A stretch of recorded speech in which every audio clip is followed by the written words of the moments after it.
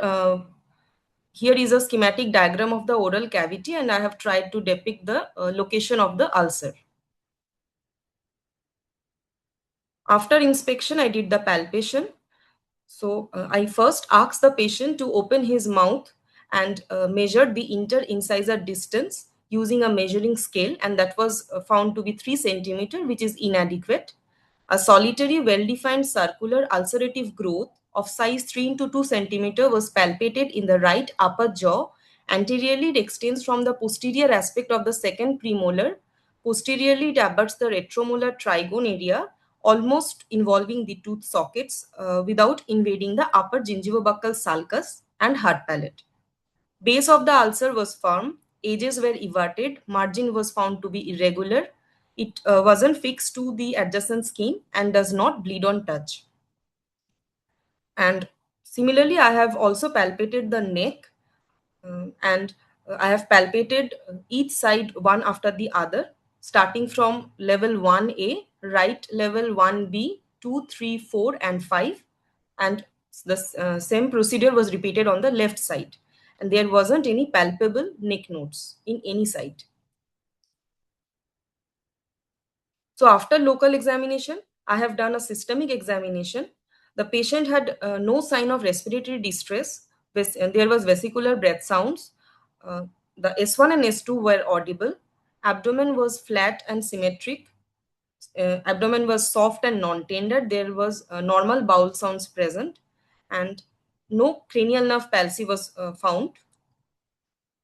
So after this detailed history, the examination findings, the progressive nature and the non-healing nature of the ulcer. So this is a probable case of malignancy of the right upper alveolus with clinical staging CT2 N0M0 according to the 9th AJCC classification.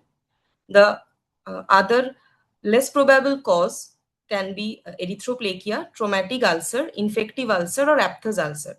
However, I would like to confirm my diagnosis with histopathology and radiological imagings. So for the investigation, I would like to first go with the blood investigations, that is the routine complete blood count, the urea creatinine, serum electrolytes, and these were found to be within normal limits. I would also like to go for the CT scan, that is the contrast CT of the face and neck, and the CT scan report showed ulceroproliferative lesion that involved the right upper alveolus measuring 3.5 into 2.3 centimeter, extending up to the right retromolar trigone. There was also focal erosion of the bone at the third molar, and in the neck there was cervical lymphadenopathy in right level 1B, 2, and 3.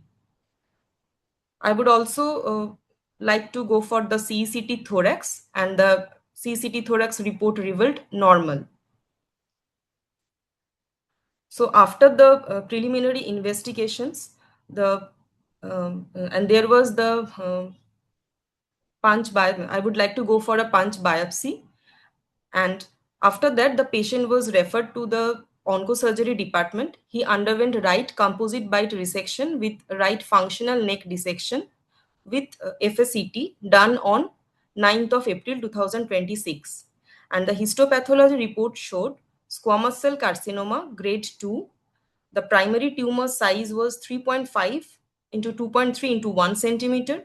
Depth of invasion was 7 millimeter. Worst pattern of invasion was 3. The lymphovascular invasion and perineural invasion was present. The PNI was focal, intratumoral, and small nerve involvement. Margins were negative. Maxilla was involved by the tumor, and in the nodes, total 23 nodes were dissected. Out of these, 3 nodes were positive. ENE was absent. So, from this final histopathology report, we can conclude that this is a case of moderately differentiated squamous cell carcinoma of the right upper alveolus, postoperative stage PT4A N2B M0.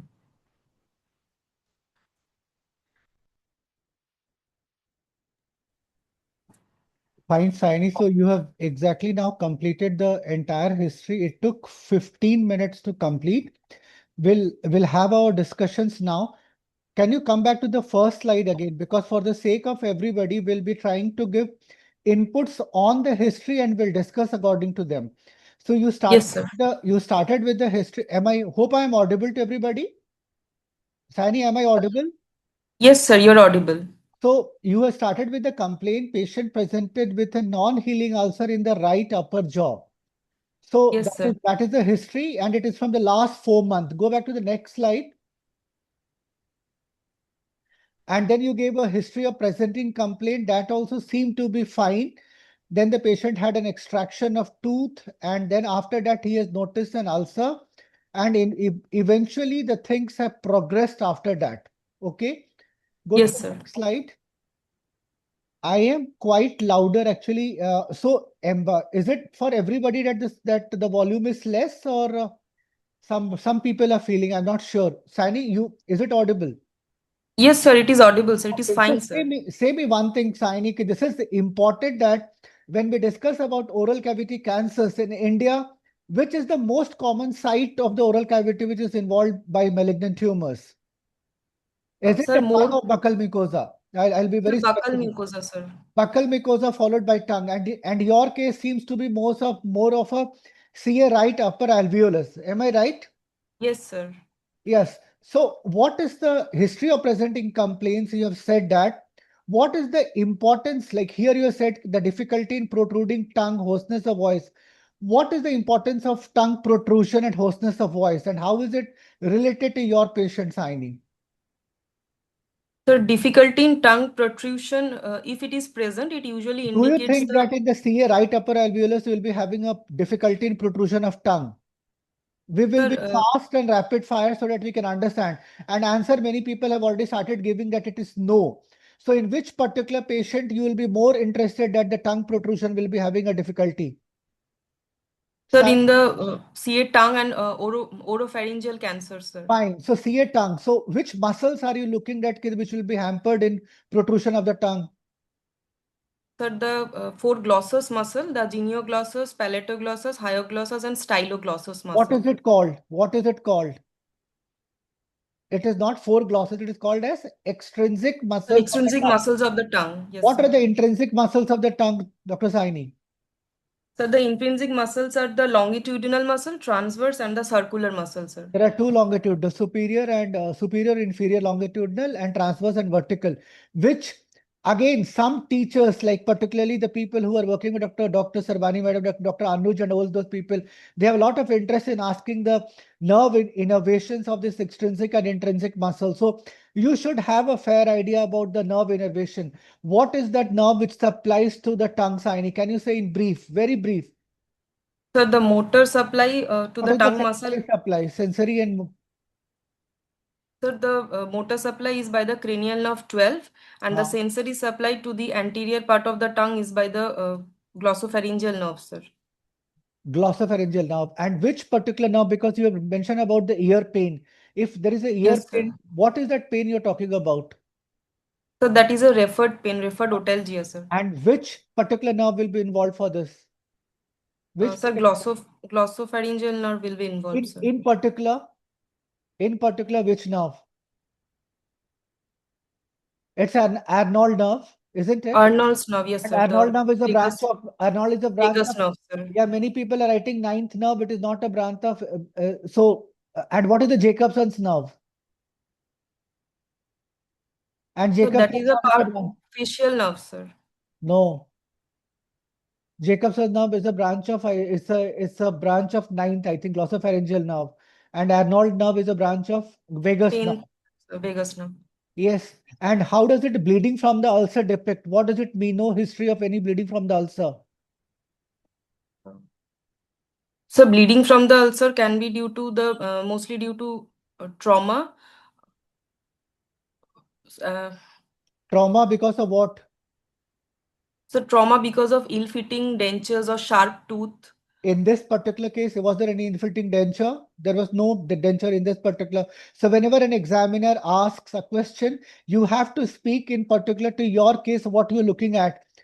Unless and until the examiner asks that is there any other thing which you look upon, then you will be saying, otherwise no. Okay, so it is basically Yes. by eating, chewing, anything. Even the injury can be because of the lower teeth in the lower jaw, because the entire thing has been in the upper jaw. So that can cause a trigger, that is the injury, what you have already mentioned. How does the history of cough, breathlessness, and hemoptysis matter in this case? So there is a chance, there can be a chance of distant spread to the bilateral lungs, and that can cause the symptoms, or there Okay. could be a chance of aspiration, sir. So lung secondaries, that is one, and of course that is another important point. What you mentioned is the aspiration. Aspirations. That also, because we generally tend to forget this point of aspiration. How does the abdominal distension and jaundice matter in this patient particular? Sir, as he is having already having a history of chronic liver disease and liver cirrhosis, that is one point, and also he can have metastasis to the liver, sir. What are the percentage chances of having a metastasis in oral cavity? Is it rare, or is it frequent, or is it Sir, it is rare infrequent? in case of metastasis to the abdomen, sir. Yes, so It is why more it is common rare? for the Somebody has lungs. written 20%. It is not 20%, less than 5% is something, right? So it is very less and it's rare. Go to the next slide, Dr. Saini. So portal hypertension, you've already mentioned, chronic liver disease, type 2 diabetes. I don't. What is the history of malignancy in the past? What are you looking at in this particular case? What So malignancy are there, you thinking of? so there can be conditions like lymphoma for which he might have received radiation, and that can give rise to secondary malignancy or field cancerization. Okay, fine. That's fine. Next slide. Okay, fine. Next slide. Yes, so this is something important. Okay, mixed diet, to story. Yeah, so somebody has asked about again the same thing what yesterday we had discussed. What, how did you come to the conclusion that patient is having a middle socioeconomic status? On which basis are you saying this? So that is on the basis of modified Kupuswamy What is socioeconomic that? status scale. What is Uh, that? So here we take into consideration mainly three factors: the education, occupation, and the monthly income of the head of the family. Along with that, we have to also keep in mind the number of dependent family members So that this will. was so this was something very important yesterday. Dr. Sarvani madam had brought it out that the number of dependent family members also should be important. Otherwise, education, income, and occupation absolutely fine. Next slide, please. Addiction history. This is something which is extremely important, and most of the external examiners are extremely particular about this. When you say about the chronic Kutka chewer, you have mentioned about the number of years, you have mentioned the number of times, and how much time he keeps it in his mouth. How does it matter that how much time he keeps it in mouth, and whether he keeps it on right side or left side and while sleeping? How does it matter, Dr. Saini? Sir, as he is having already having an ulcer in the right side, so that gives us an idea that he has been keeping this gutka in the right side, and that triggered the malignant change there.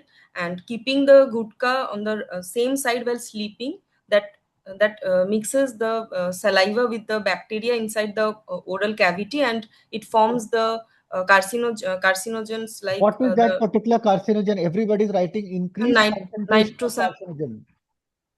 So nitrosamines. How does nitrosamines are formed? Nitrosamines will be formed by mixing of the saliva along with your Saliva with urine. So yes, that will sir. be causing and more amount of nitrosamine and hydrocarbons. They are the basically the culprit. How does the alcohol add up to that? What does alcohol do? Or what Sir, does alcohol has sir, alcohol has a synergistic action here. It how? increases the chance of mucosal injury, sir, How? when consumed Yes, along with so that's cigarette the and. important thing. So it is a basically it is your mucosal injuries are more. So eventually the nitrosamine permeability inside the mucosa will be much higher. When you say about pack year, can you define what do you mean by pack year? 10 pack years means what?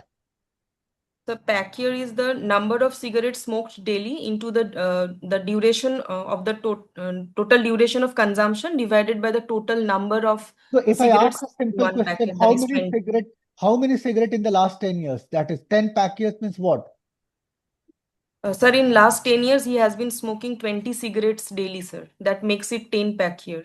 So many people are writing 10 cigarettes for 10 years. That will not, it will be pack of it. So 20 cigarettes for 10 years. Am I? 10 years, sir. Yes, sir. Yes, so that's important. So many of the people are very actively writing in the chat box, and that really makes this entire exercise even more fruitful because it shows the involvement of all the students. That is something really amazing. And Dr. Kanu, you should be appreciated for that along with your team. Next slide. So general physical examination. So I'll not go into the details. Yesterday, Dr. Sarbani ma'am had mentioned regarding ECOG and KPS. Can you say what is the difference if I write ECOG and not KPS? And why did she say that KPS should be written and not ECOG, or ECOG should not be preferred?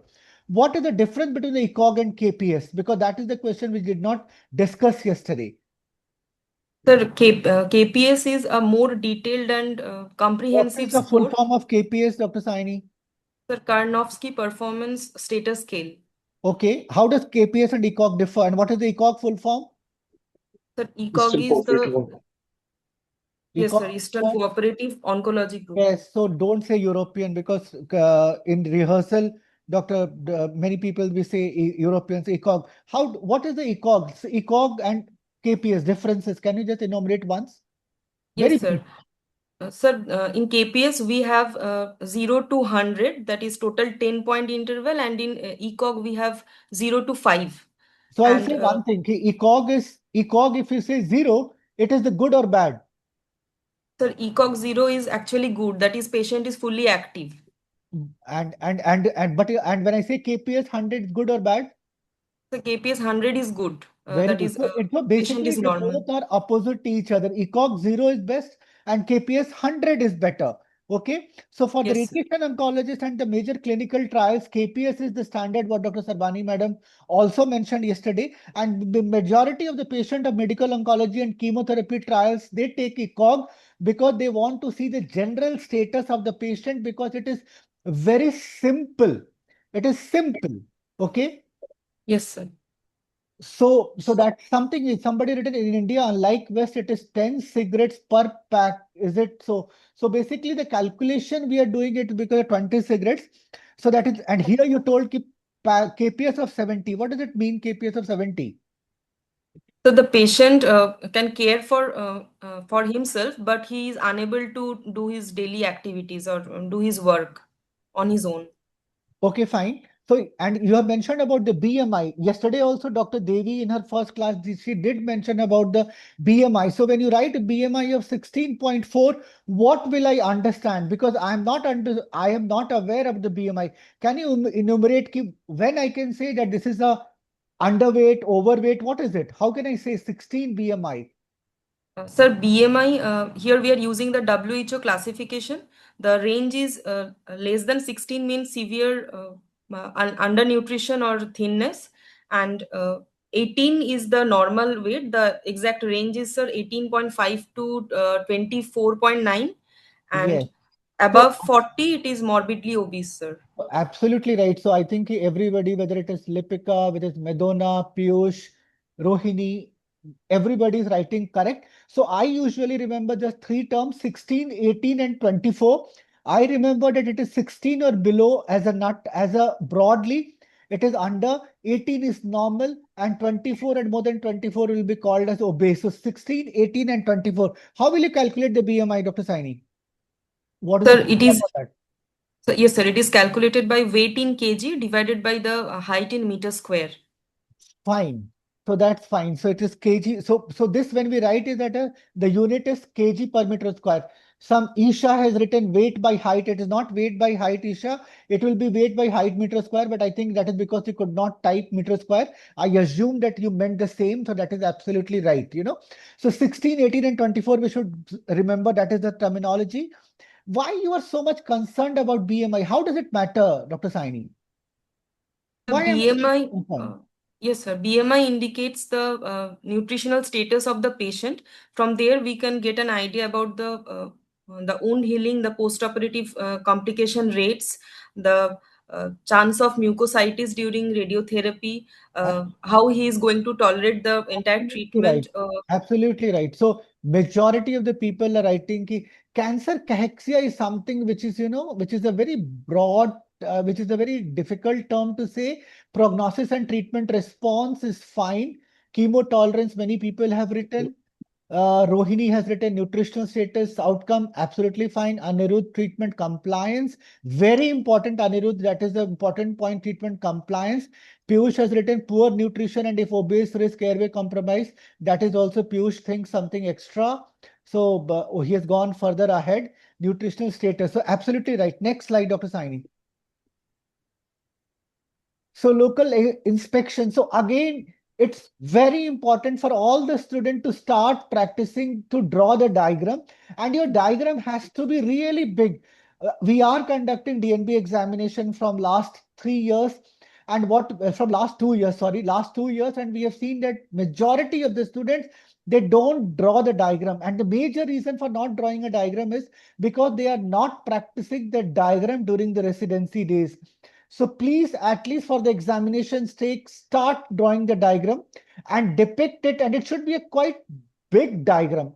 Almost take a half page or a 3/4 page to draw a diagram so that examiners, they really get impressed if you draw a diagram. So that is something. So you have already described the entire growth 3 into 2 centimeters and you've given the anterior extent, the posterior extent, the lateral extent and the medial extent. And also you have described about the neck. So Yes, next sir. slide. Nobody has said anything about the diagram or nobody has given any input. No questions from that side. Palpation is also fine. So yesterday, again, coming onto the palpation, you have described the entire thing. Neck examination, you told that patient was node negative. Yes, sir. Next slide. Systemic examination, again, I'll not go into the details you have already taken. So make it in the habit of all the student that write it a very fast, detailed, and yet the time should be taken, should be very less, because in the exam, you'll sometimes you get only 20 minutes. You have to read, you have to write, and you have to take the history. So and your adrenaline gush is at its peak. So it will depend at how frequently you practice writing the not only taking but also writing your your history. Handwriting is something which is inherent, I cannot say, but wherever possible try to write it legibly. Diagram always comes to your rescue. So somebody has written, when we talk about the general and local examination, do we need to demonstrate simultaneously as we speak or do so when told? No, do so when told, because majority of the time you take the history and the examiner calls you either on his table, or many a times it happens that examiner walks towards you at your bedside. So you are speaking to the examiner, no need to demonstrate unless and until the examiner says you to do so. Again, a very important point which I want to mention, don't do anything extra unless and until the examiner asks you to do so. On the day of examination, try to be as simple as possible, as honest as possible, as mediocre as possible. Don't try to show anything, even if you know it. Be very calm and quiet and composite. I always say in Hindi, behave करो कि तुम बहुत गरीब हो आज. You really need the examiner's help. You need the help of God. So just behave in that way. So don't try to do anything extra, because that is unnecessarily you are irritating the examiner. If he asks, yes, you should. Should we mention regarding the pain score? Saini, what is your take on that? Should you mention about the pain score, Saini? Yes, sir. Sir, we should mention the pain score, What are the and we pain scores you're talking about, Dr. Saini? sir, we have the visual analog scale, that is the VAS scale, and we also have the Wrong Baker pain rating scale, sir. Okay. In diagram, how to show lateral aspect of the tongue involving GLS? So you have to draw the diagram in two plane. One is the actual what you do, and another one is the coronal also. In that, you can just show that it is going down. You cannot, of course, you can show the 3D. It is not possible. Okay. What do you mean by NRS? I didn't understand. NRS. What is NRS? VAS is fine. So two people have written NRS. one is Aplaba Bhattacharjee and one is SRV. So I'm not sure what is NRS. So one is the numerical rating scale. Okay, fine. So visual analog scale is one. Wong Baker is another one. What you're looking for the cranial nerve palsy, Dr. Saini? Which cranial nerve palsy you're talking about? Sir, Any in cranial nerve palsy, we are mainly looking for the fifth, the seventh, ninth, 10th, 11th, and 12th nerves, sir. will it be involved in this patient? No, sir, not all will be involved. So what are you looking at in this particular patient? Which particular nerve you'll be thinking that this might be affecting over here? So the fifth nerve, the seventh nerve, and the 12th nerve, What I do will you mean look for, by sir. what is the fifth nerve? So the trigeminal nerve, sir. How many branches are there of the fifth nerve? So there are three branches: the ophthalmic, maxillary, and the mandibular What is branch, the sir. largest branch among them? So the mandibular branch. Now I'll ask the next question. Anybody can answer that. Whoever answers first will definitely message me and I'll be sending a chocolate to that particular person. If a trigeminal nerve is involved and if that particular nerve is involved and if there is an intracranial extension, which particular cave in the base of skull will be involved? Which very good. Meckel's cave. Meckel's cave, sir. My God, so many good. I mean, I will be ruined by sending chocolates, but yet I'll say, everybody send me the address. I'll definitely send the chocolate to you. Meckel's cave, very good. Next slide. Extremely good, Meckel's cave.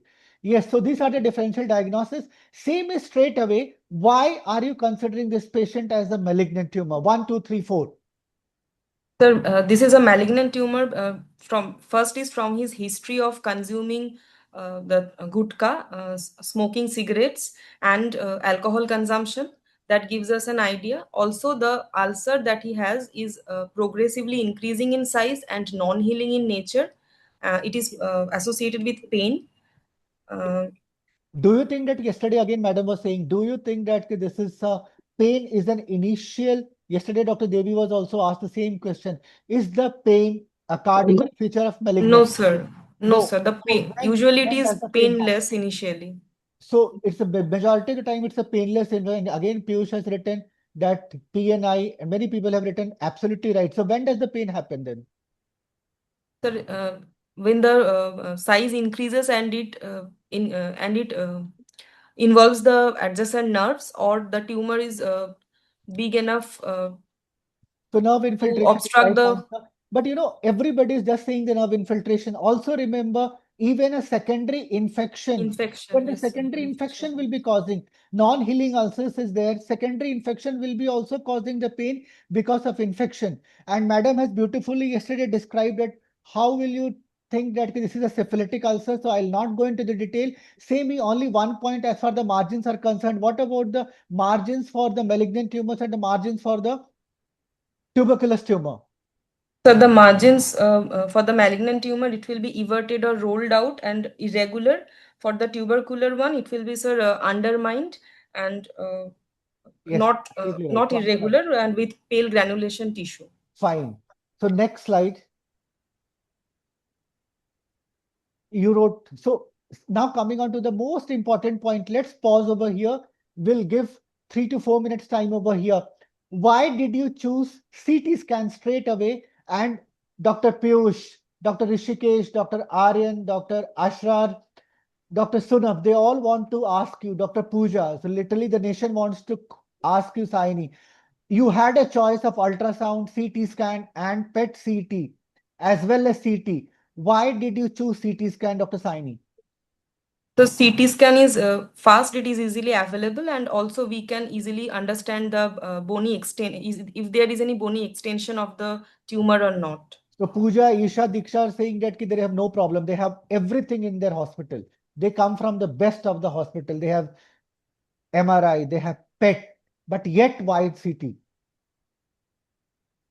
Sir, MRI we usually prefer to do for understanding the depth of invasion, the actual uh, soft tissue delineation of the tumor, for the nerve involvement.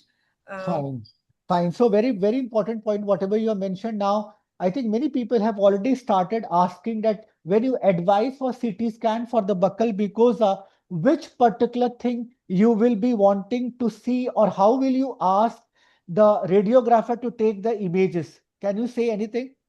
Sir, puffed cheek technique, sir. I will prefer to do that, sir. What is a puff cheek, and what advantage does it give a puff cheek, Dr. Saini? Sir, by doing this maneuver, we can easily visualize the mucosal surface from the alveolus being separated, and uh, the other subsites like the buccal mucosa, the vestibule, the retromolar trigone, these can be better delineated. Very good. Sir. So puff cheek. Now the thing is that what about the, in particular yesterday Dr. Devi had discussed about the MRI for tongue. So can you just enumerate when will you, what advantage or what disadvantage you get of MRI? Let us go for the disadvantage first. The MRI is usually costly and time consuming. Also, we can have artifacts while in the MRI. So refrain from saying the word costly. Say it's expensive, or the other thing, the time and cost. Expensive is the right word. Okay. Now, Yes, sir. in which particular thing you will be very much, MRI has an advantage over CT. It's a revision from the yesterday's class. MRI Yes, has an sir. advantage. Sir, it helps for better nerve for visualizing the nerve involvement is there or not, any intracranial spread is there or not, and also for a better delineation and better margins of the lesion or the tumor. Okay. So every student has to remember that whenever we talk about the MRI advantage, things in the term what Dr. Sarvani Madam yesterday told, because of the soft tissue, that is one, intracranial spread, that again somebody has written absolutely right. Neurovascular bundle involvement, that is again midline extension, that is something which will be very easily, you can see it on the MRI. Posterior extension, again something which is very important. And the intracranial spread already somebody has mentioned. So keep all these things into mind. But the other important MRI is not only about the cost, it's also about the motion artifact, because it takes a longer time to acquire the images. And if the patient is moving, usually there will be a motion artifact. So remember that. Now, say me one thing, somebody has mentioned yesterday, I had also mentioned, what is the difference between the PNS and the PNI, Dr. Saini? You mentioned about the PNI involvement. Sir, PNI is usually a histopathological finding, and PNS is a radiological finding better delineated by MRI. Okay, excellent. So what about the PET CT again? PET CT, which particular, again, Dr. Sarvani Madam has beautifully yesterday mentioned, which are the conditions in which you will be thinking of doing a PET CT scan? Sir, if it is a recurrent disease, if the disease is has a bulky nodes, and there is a suspicion for distant metastasis, and lower level neck nodes are involved, then we would like to do a PET CT also, sir. Absolutely fine. So that's one thing. Go to the next slide. So surgery has been done. Now here again, we'll take another 3 to 4 minutes of time. What is the depth of invasion? How does it matter, Dr. Saini? So the depth of invasion actually helps us to understand the stage of the disease, sir. Does the depth of invasion changes your staging? Yes, sir. And how is that? What are the cutoffs then? Sir, the depth of invasion cutoffs are 5 mm, 10 mm, and more than 10 mm, sir. Okay, you also mentioned about WPOI. Are you aware of anything called as PPOI? What is WPOI? Sir, worst pattern of invasion, sir. What is it, doctor? How many types of WPOI are there? The total 5 types are there, starting from type Excellent. 1, 2, 3, 4, and Dipanjan, 5. Rishikesh, Riya, Vaishali, you all are too good. Again, Piyush from 0 to 5. Excellent. So, which is bad? 0 bad or 5 bad? The 5 is the worst. And there is no 0. Okay, there's 1 to 5. Okay, so 1 to 5. So 5 is the worst. Okay, now along with that, say me one thing. You also mentioned about LVI positive and PNI positive. You have mentioned, what do you mean by PNI? Can you define PNI? Again, Dr. Sarvani Sir, Madam is very much interested in PNI, though she did not cover in detail yesterday because of the paucity of time. What do you mean by PNI? What is the sir, definition of the PNI? The tumor cells that are invading within any three layers of the nerve sheath, sir. What are the three nerve sheath layer? Sir, the endoneurium, the perineurium, and epineurium. And at least 33% of it, that also should be added. If you have Yes, sir. already mentioned that. And what do you mean by focal intratumoral? Is there anything apart from intratumoral? Sir, it can be extratumoral also, the It can be nerve involvement. peritumoral, it can be extratumoral, it can be intratumoral. What do you mean by focal? Is there anything else you are looking at? Focal. Why a radiologist, according to the CAP guidelines, should mention focal? What is the other terminology they can use it? The small nerve involvement. Extensive, Rajiv, amazing. You have nailed it, Rajiv Dediwal. Very good, very good. So it is a extensive, focal versus extensive. Maxilla is involved by the tumor. Maxilla. So how does it how does that changes your stage? Yes, sir. So there is a bony involvement, so it upstages the tumor from T2 to T4.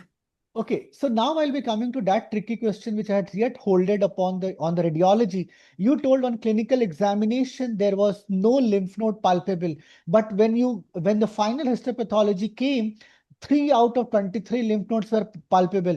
Was it that you could not palpate the neck properly, or was it an occult lymph node? Or and in addition to that, which particular radiological examination would have at least given a better sensitivity for detecting the lymph node? Sir, it is due to the occult metastasis to the neck nodes or occult involvement of the neck nodes. Which particular That imaging? Sorry, sir. Which particular imaging would have helped? Sir, the USG would have helped us to understand better about the neck And the nodes, and it first would. person to answer that was Shiva Ranjani. Amazing Shiva Ranjani. Okay, Dipanjan has also answered Saurav. Now, say me one thing, you all are so good. So can you just say what is in very brief, what are the difference between the ultrasound of the neck, benign versus malignant? Just 3 to 4 points. Very fast, Dr. Saini. So the shape of the malignant node would be roundish and swollen. There will be loss of fatty hilum. The borders will be irregular or spiky, and the central part will be necrotic, and there will be abnormal blood flow inside the malignant node, sir. So fine. So Ria, you have told fatty hilum. So it means that the fatty hilum, loss of fatty hilum, Ria. I presume that you meant the same. Manvi has absolutely right. Tall versus right. Irregular margin, necrosis, fatty hilum lost again. Aryan. Anirudh has written loss of fatty hilum. Very good. Now come on to the next. So N2B because of the ENE absent. Am I right? Yes, sir. Okay. Next slide. Finish. So now we'll be coming into the last 15 minutes, what Dr. Kanu will be giving it to us regarding the management. Say me one thing. How will we, Piyush has again mentioned solid cystic shape. Solid, yeah. So it's basically a round, that is one. Long axis is often it is lesser, broader it is more, hilum absent, irregular, ill-defined, that is what. Hypoechoic is another terminology which we commonly say. So how will you manage this case, Dr. Saini? Patient is now coming to your OPD and you are sitting on the consultant chair that day. The consultant is not there. He has gone on a conference because Dr. Kanu has called up, and you are all alone. Now you cannot even call your consultant at what to do. So what will be your take on this? Which particular adjuvant therapy you will be giving? My choices will be number one, observation; number two, radiation only; number three, radiation plus chemo; number four, you will say come on Monday because sir is not there today. Sir, adjuvant radiotherapy Only. only, sir. Yes, sir. So again, Pooja is not agreeing, Ridhisha is not agreeing, Delphi is not agreeing, Vaishali, Anirudh, Piyush, everybody is saying, they want concurrent chemotherapy also along with radiation. Will you agree to this? And if no, why? Sir, for concurrent chemotherapy, we look for the two most important risk factors, that is the margin positivity and the ENE should be present, sir. So here both are absent. So I would like to go for adjuvant radiotherapy only, sir. Okay, so very rightly, can you quote me? Already the people have started quoting Delphi Rai. So already she has said that margins and E&E. Can you just say on which particular two landmark trials you're talking about where you said that, no, sorry, I don't want to give chemo, I will just give only radiation. So that is Two particular landmark trials. Shiny, come on, you know it. Everybody knows it. On sir, which, yes, right? Absolutely. EORTC 22931, sir. 22931. Okay, and other one, RTO. Or sir, the RTOG 9501. And who were the two, the Sir, principal investigators sir, of the? yes, sir. Barner et al. For EORTC and the Cooper et al. For the RTOG, sir. Yes, so I always say that ki Bernier B is followed by E, so that stands for URTC. So naturally, the Cooper will be going to RTOG. It is RTOG 9501 and URTC 229. 22931, sir. 22931. Absolutely right. But also students have to remember one more important point, which usually we tend to forget, is that both trials were having a different endpoint. The Bernier trial, the endpoint was progression-free survival, and it was an EORTC trial. And the Cooper trial, the endpoint was progression-free survival. Nonetheless, from these two trials, we came to know that extranodal extension and the margin positive should receive the chemotherapy along with radiation. Now, coming on to the next part, when you are planning this patient for radiation, Yes, sir. what so what how will you proceed, Dr. Saini? That is something very important. How will you proceed? So for the radiation, we have to first do a planning CT scan. Would Uh, you not like to? This is something which examination will not be wanting. Absolutely right. Aisha has already started writing ki, dental evaluation. The first most important thing is always somebody written nutritional assessment. So everything. So the first and foremost is that you'll be counseling the patient. That includes you'll be looking at your suture, that is your wound condition. You'll be looking dental evaluation. You'll be looking for your nutritional assessment, whether the patient is having a still the rise tube, nasogastric tube is there or not. So all these yes, things, and then after explaining all these things, then only you will be proceeding for the planning CT scan. So the first and foremost important is to do a counseling of the patient, assessing the patient medically, assessing the patient dental wise, nutrition wise, proper counseling, dental condition, speech and everything. So that has to be taken. You have to remember this, that it is a kind, we call it as a patient family education. So the patient and whether the family, both has to be taken into a totality, and then only you're proceeding. Of course, psychology is one of the part, but apart from that, dental, wound, speech, swallowing, nutrition, that is what Divashri has written. I think that is a complete thing. Okay. So once you have done this, next, you have done your planning CT scan also, because now we are left with it just 10 minutes now. You have even done a planning CT. When you were asking for doing a planning CT scan, what will you advise, Dr. Saini? Very important. What will you advise? sir. I will advise for the immobilization devices like bite block or tongue depressor. You cannot say both tongue depressor and bite block. Okay, mouth Sir, bite is it one thing. depends. Yes, Then sir. first thing is the thermoplastic mold for your immobilization. Yes, Then sir. the patient in supine position, in a thermoplastic mold, never say Orfit. Tongue bite or mouth bite, many centers use and many centers they don't. Always the patient should also have a shoulder at one particular level. So good shoulder retraction wherever possible, because it is very easy to do. The neck in neutral position, quite, and patient in a comfortable supine position. Always you will be asking wherever possible. Definitely your CT scan should be acquired with a IV contrast. That is very, very important, because that helps in delineating your lymph nodes. So that is something very, very important. So apart from this, so moment the counseling is done, the immobilization, proper positioning, that is supine, good shoulder retraction, 4 clamp or 5 clamp thermoplastic mold, IV contrast, wherever you want to get a mouth bite, definitely you can use it. And then what are the slices you take, Dr. Saini? Sir, generally we take 3 mm slice thickness, sir. Absolutely right. So Aniket has summed it up very well. All the point he has covered. So usually we take a 3 mm. So Aniket has mentioned supine, mouth bite, thermoplastic mold, shoulder retraction, neck in neutral position, and IV. And then Ridisha has mentioned a very important. So if a first year DNB student calls you and says ki which way from what should be acquired, what will you say? 3 mm slices from where to where? Whole body? From no, sir, from the vertex to the diaphragm, sir. So we say usually carina, diaphragm is further down, or you can go till diaphragm. So whichever, if you include till diaphragm, you can see the lungs also. Now, CT scan has been done, and now you have been asked to do the contouring. And again, that particular day, the final year DNB students were not there, and you were in second year. At least, do you have an idea what will be a target volume, Dr. Saini? Sir, as this is a post-operative case, so I will take the CTV and the PTV considered to be in the volume, sir. Whenever we And talk the about the target, we should talk about the target volume. The volume should be which particular site are you talking about? That is also because here example, I'm not sure if it is the right. Do you want to include the left or only right or both right and left?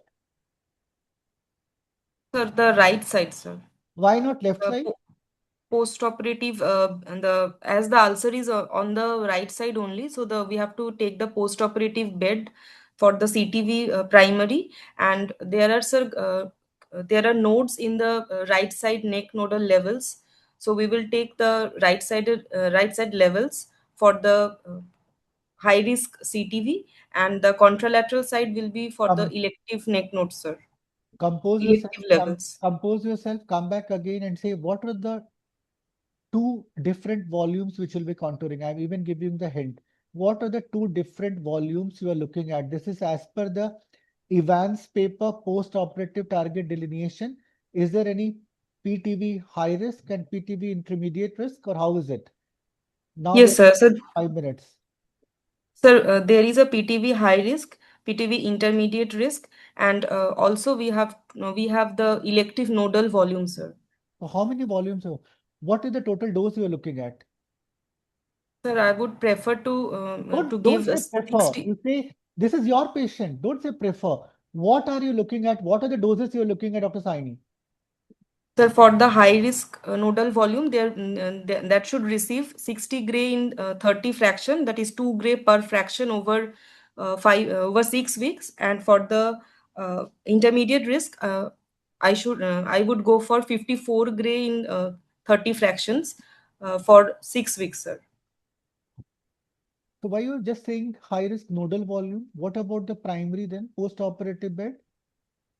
So the post-operative bed will also get the 60 gray in 30 fractions dose, sir. So Vaishali has written very beautifully, high risk post-operative bed plus involved nodes, that will be the high risk, and that will be 60 gray in 30 fraction by conventional fractionation of 2 gray per fraction.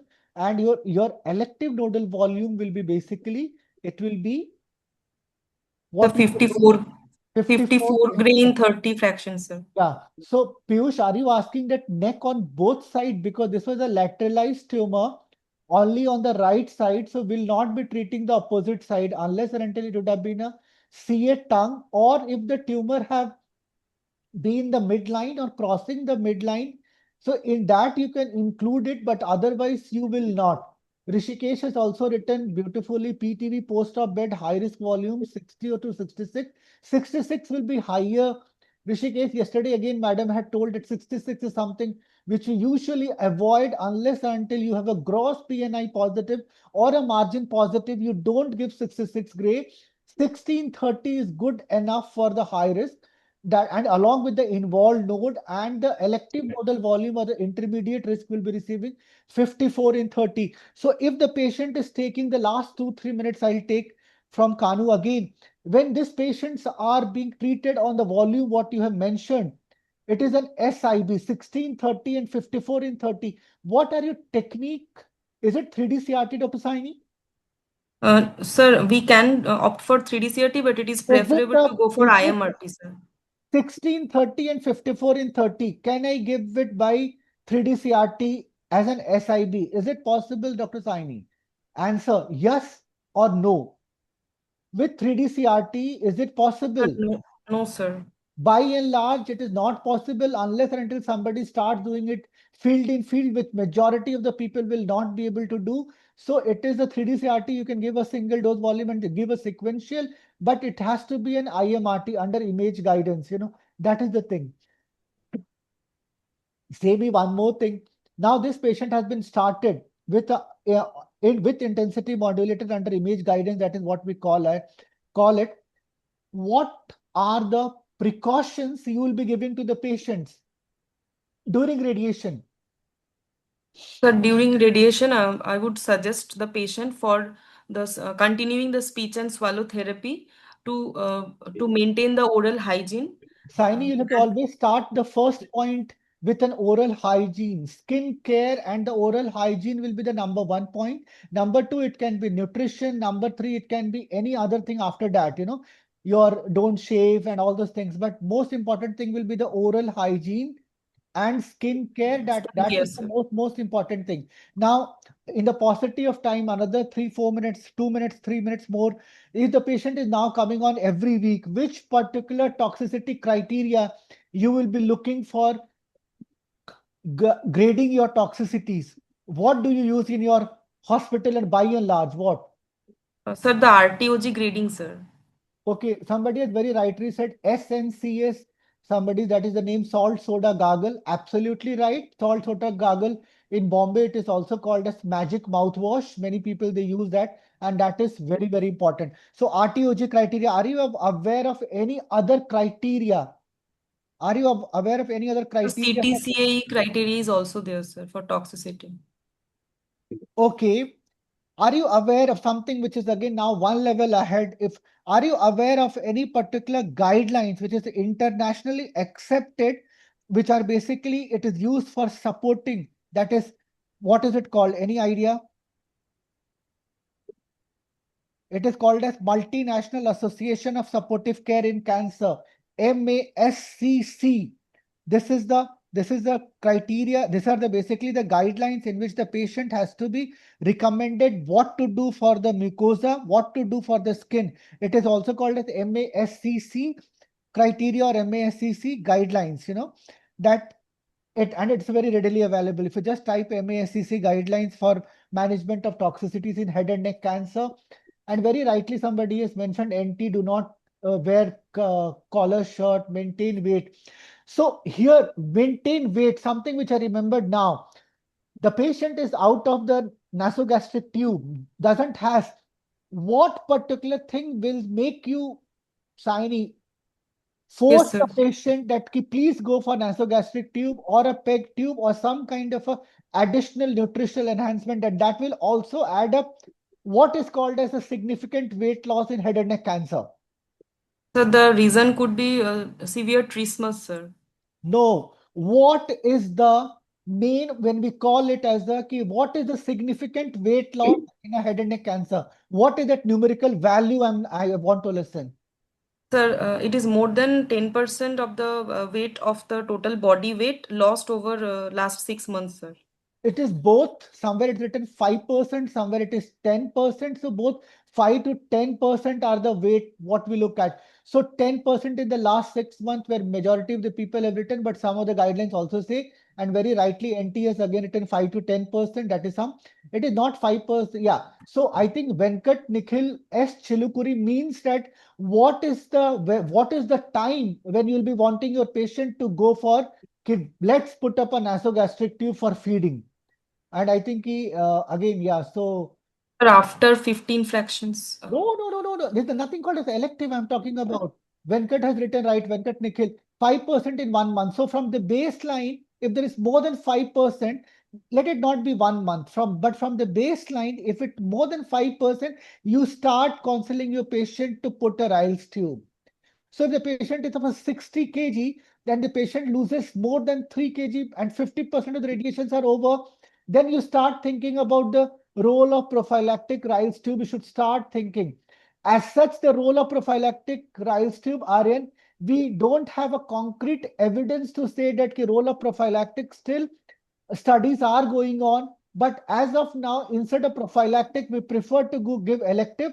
That more than 5% is something which is very, very important from the baseline.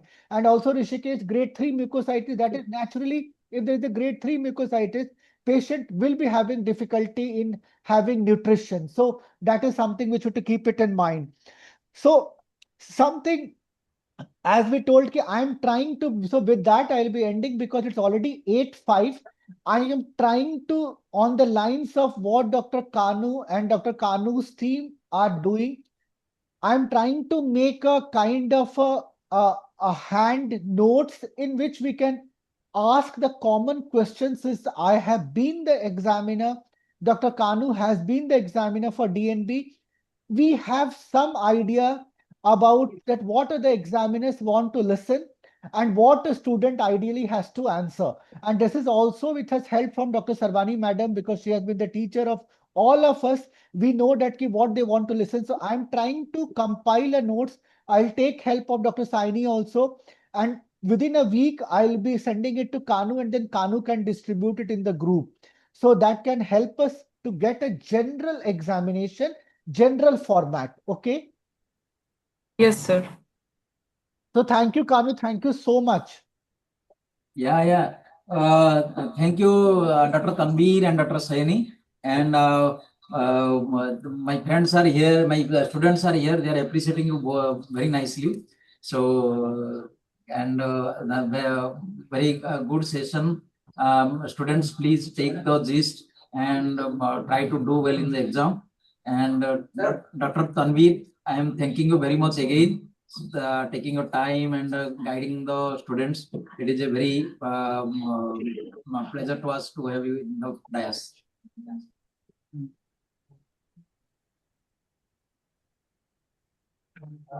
Hi, Dr. Tanveer, you are there? Dr. Tanveer? Dr. Tanveer? Hello? Is it audible? Yes, sir. Audible, sir. Okay, Dr. Tanveer left, I think so. I think they're quite okay. Yes, sir. Yes, sir.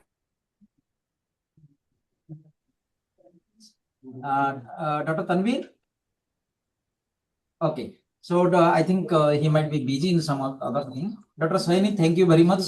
And now we are going to start the. So thanks a lot. Then with that, Kanu, Dr. Kanu, can I end it?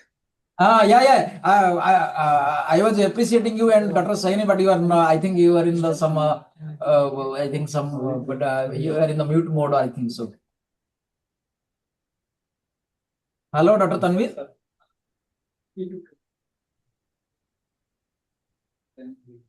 Dr. Tanveer.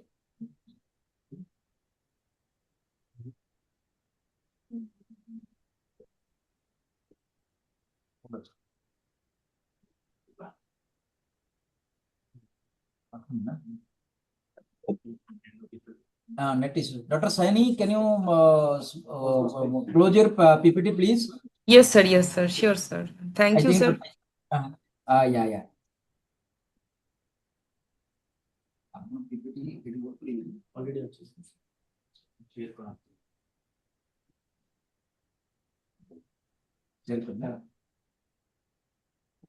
This one, yes.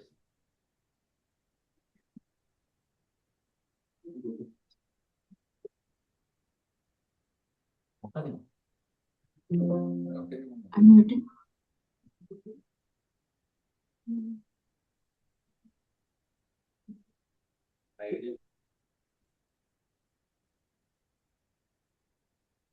So, Not moving.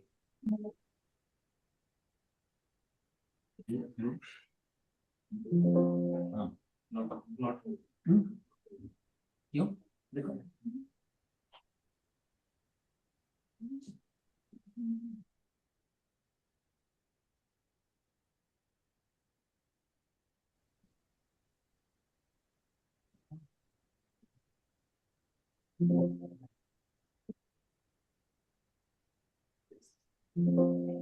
So the next program is about the museum specimens.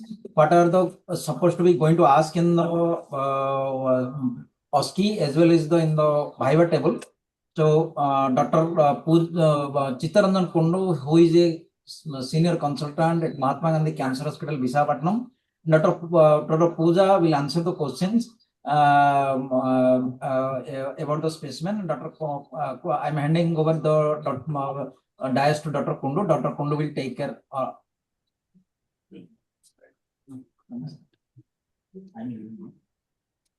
Thank you, Dr. Patra. It's a very nice forum for students. So, Dr. Pooja, you are there? Yes, sir. Am I audible, sir? Yeah, you are audible. Good evening, everyone. Okay. Am I audible to everybody? Yes, sir. Thank you. So, I'll be starting questions based on the specimen that will be displayed on the screen.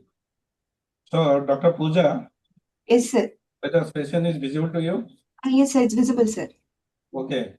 Can you identify the specimen and the pathology in it?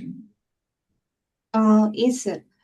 This is a coronal section of the brain showing a ulcerative lesion in the left hemisphere with the areas of necrosis and hemorrhage. The lesion is also crossing the midline, sir. So the most likely diagnosis is glioblastoma, sir. Okay, very good. So, can you tell what are the histological findings in case of GBM? Yes, sir. In GBM, the most common histological features are necrosis, cellular atypia, and high mitotic activity, and endothelial or microvascular proliferation, sir.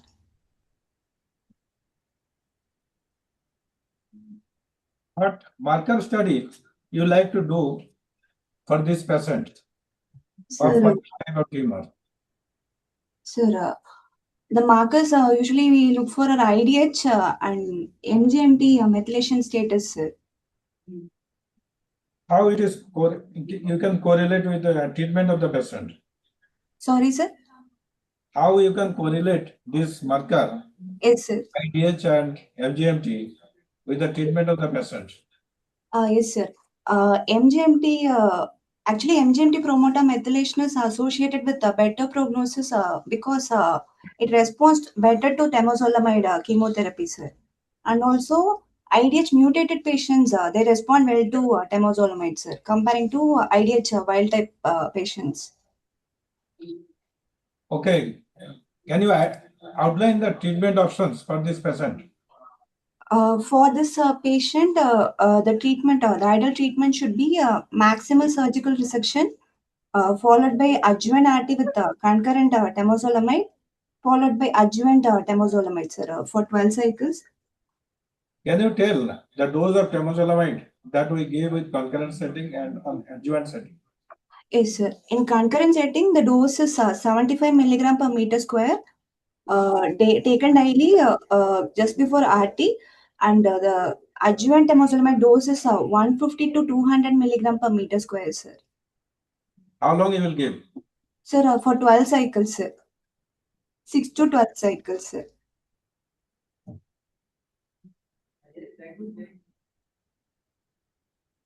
How is the prognosis for this type of patients? Sir, in IDH mutated patients, if we go for a maximal surgical resection followed by adjuvant treatment, the overall survival is 14 months, sir. If with no treatment, the survival is usually 4 months, sir. Okay, nice. Come to the next slide. Is it visible? Yes, sir, it's visible, sir. Identify it. Yes, sir. This is a gross specimen showing mandible because I can see teeth attached to it. So this is a hemimandibulectomy specimen, sir. Okay. List 2 imaging modalities that is commonly used for this type of patient in pre-operative setting, which will guide to treatment. Yes, sir. The imaging that we commonly advise is contrast enhanced CT to look for to know about the extent of the disease and to look for bone erosion, sir. And other imaging is MRI to look for that is also know about the extent of the disease to know about perineural invasion, sir. Okay, this is basically an oral cavity tumor. Yes, sir. So what are the other subsites in oral cavity? Can you tell? Sir, other subsites starting from lips, buccal mucosa, tongue, RMT, sir. Tongue. Okay. Floor of mouth, sir. Okay. Besides oral cavity, there is another site there that is called oropharyngeal. Yes, sir. And other sites are also there, pharynx, hypopharynx. So there is one virus that affects which part of this and it causes cancer. Can you tell? Yes, sir. Oropharynx customers are usually associated with HPV, sir. HPV infection, sir. Clinically, can you tell that it can be HPV positive or it can be HPV negative?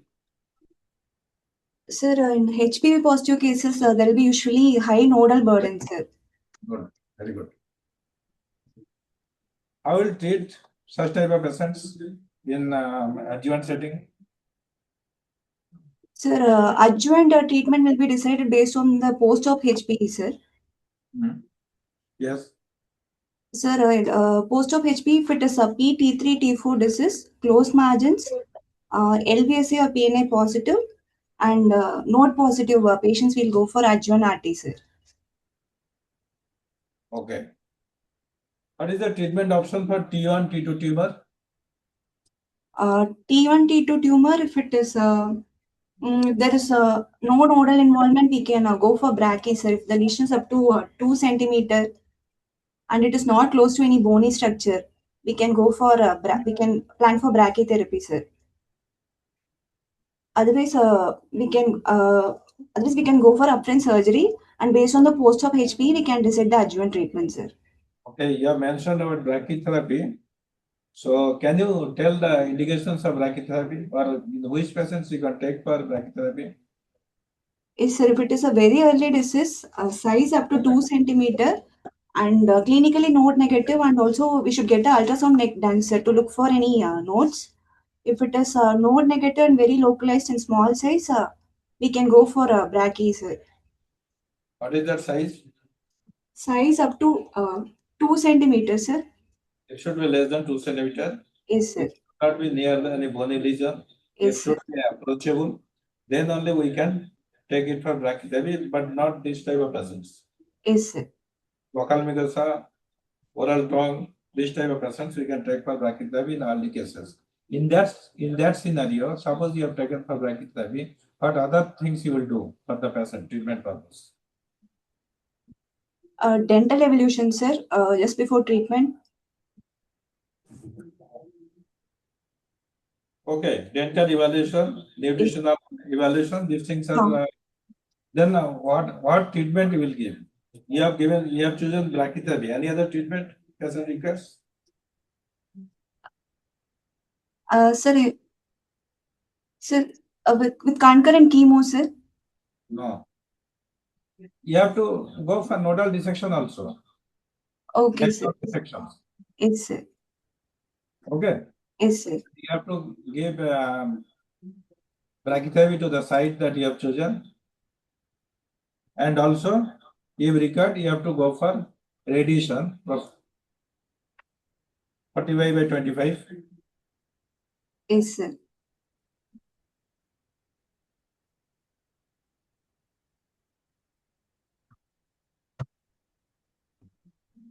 Can you see the next slide? Yes, sir. What is the specimen about? Sir, this is a gross specimen of the lungs, sir, because we can see the bronchoalveolar markings, sir. So this is a specimen of lungs, sir. Bronchoalveolar tree. Yes, sir. And there is pigmentation, black pigmentation. Yes, sir. So this is most likely, or it is lung. So what is the pathology it is showing displaying? Sir, we can see a centrally located lesion which is white and friable, sir. So based on the gross appearance and location, it is most likely. Gray. It is grayish, irregular. Yes, sir. Friable you cannot tell from the specimen. Yes, sir. Yes, sir. Okay. Centrally located. So what Yes. is the likely histology it can be? Sir, it could be squamous cell carcinoma, sir, because squamous cell carcinomas are usually centrally located, sir. Okay. And what is peripheral located? Adenocarcinomas are usually peripherally located, sir. What are the other types of histology you can find in lung cancer? Sir, the other types of histology are small cell carcinoma, large cell carcinoma, mesenchymal tumors, sir.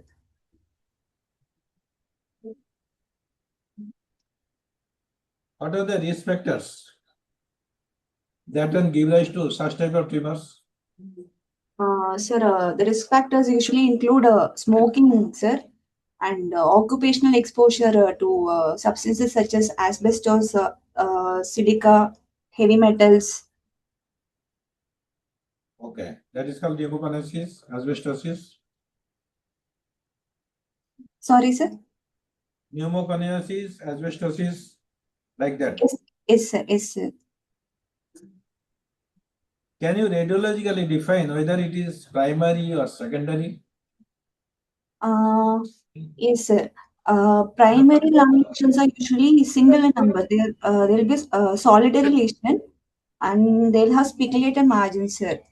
And associated lymphadeno could be present in few cases. And secondary lung cancer, secondaries are usually multiple, bilateral, and they are also well circumscribed, sir. Good. So what treatment you will like to do for this person? Sir, treatment if surgical based on the staging, we will decide the treatment, sir. If it is surgical resection is possible, we'll go for surgical resection and systemic therapy, sir. And if it is a stage 3 disease, we can go for definitive CTRT, sir.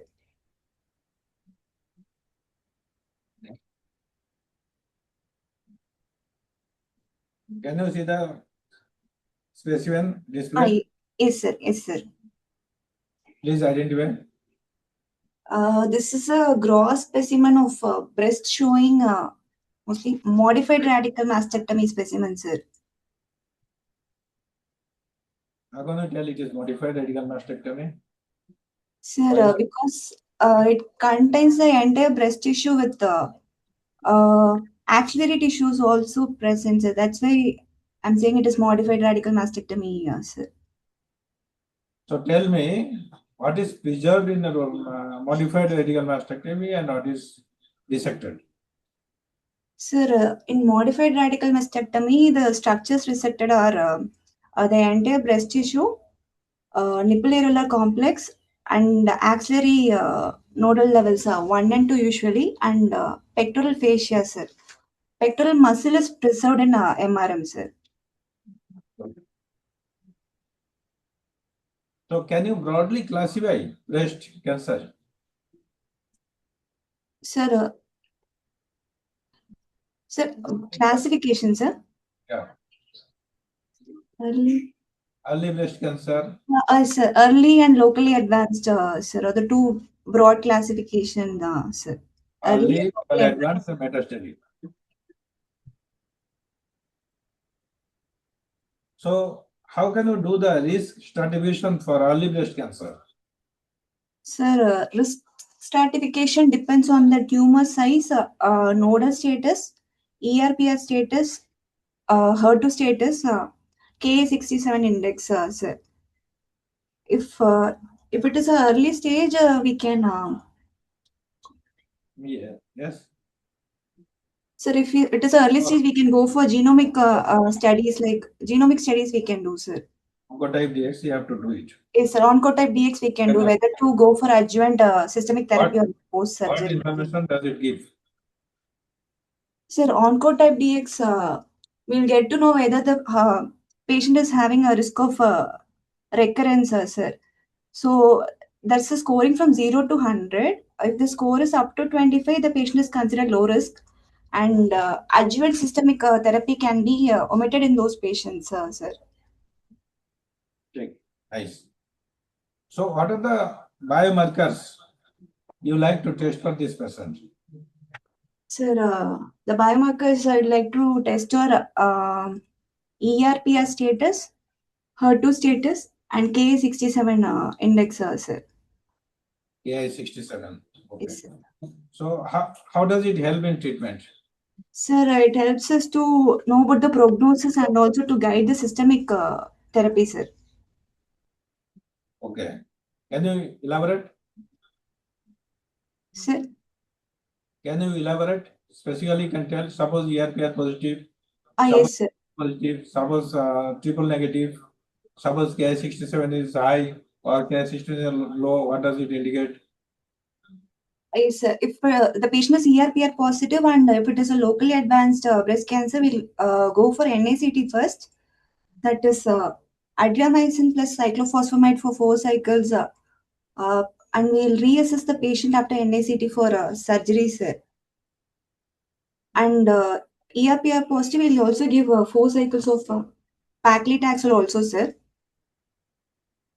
If it is a TNBC, we'll go for adriamycin plus cyclophosphamide for 4 cycles plus 4 cycles of paclicarbo, followed by reassessment, and we can take up the patient for surgery, sir. Sir, this ERPR status will help us in deciding the systemic therapy, sir.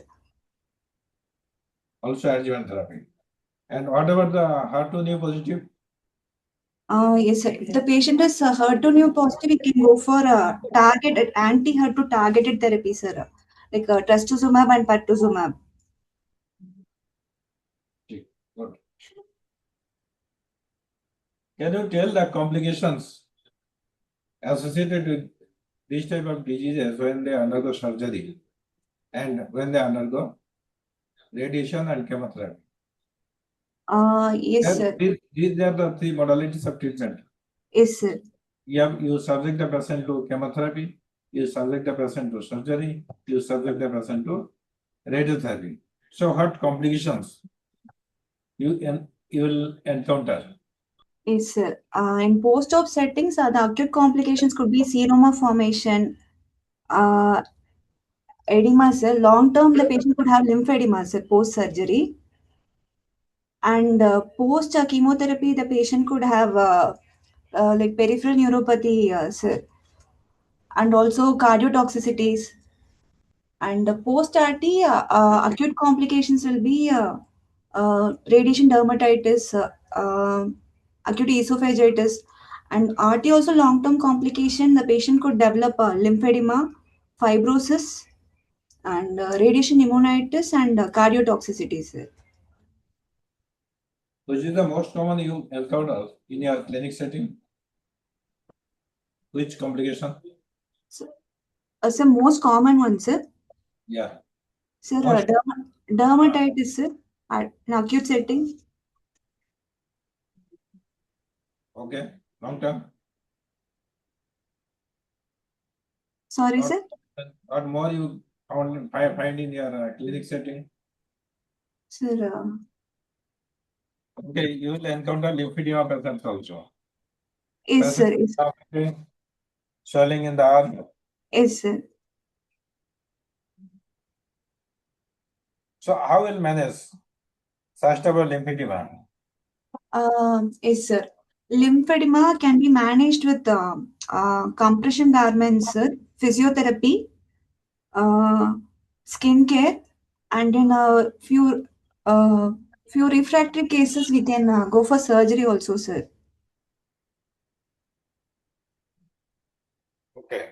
But basically, you have to educate the patient post surgery as well as post radiotherapy, how to do exercise, how to do the masses, so that there should be chance of lymphedema will be reduced to the minimum. Yes, sir. Next slide. Is it visible? Next slide. Yes, it's visible, sir. Yeah. Please identify it. Sir, this is a gross specimen of a long bone showing a lesion around the epiphysis and the metaphyseal region, sir. It is a specimen that shows the gross disease at the one of the end of the long bone. Yes, sir. So what type of disease it is and from where it might have arisen?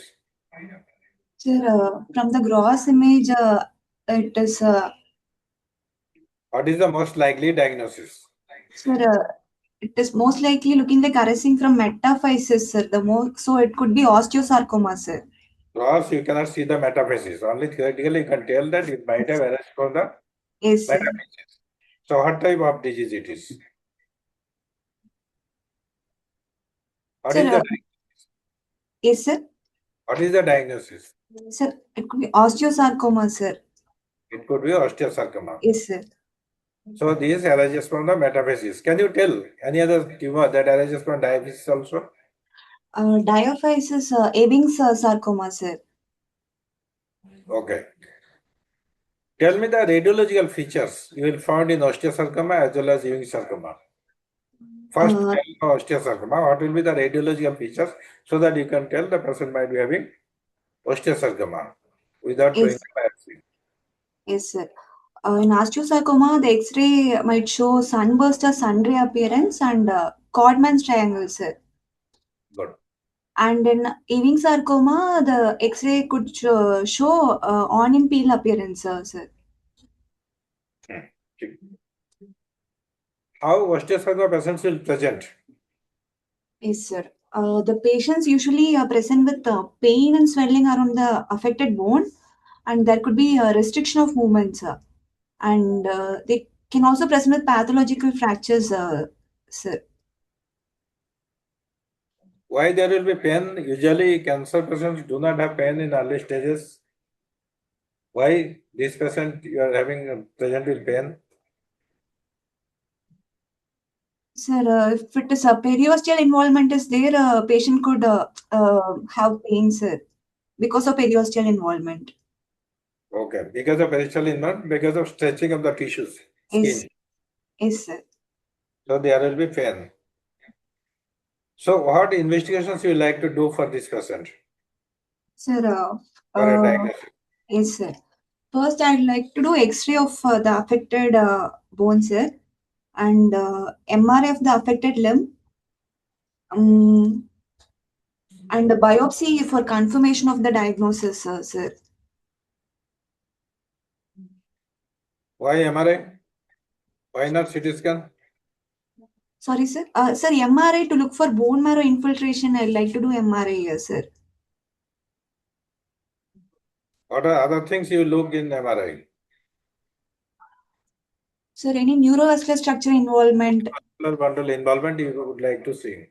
Yes, Other sir. tissue involvement, whether it is resectable or unresectable, these things you have to see in MRI. Yes, sir.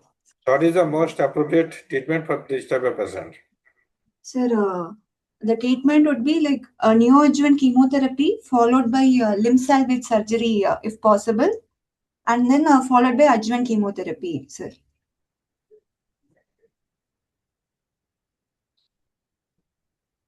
Okay. Come to the next slide. Can you see the specimen? Yes, sir. What is it? Sir, this is a hysterectomy specimen showing a lesion arising in the uterine cavity, sir. Okay.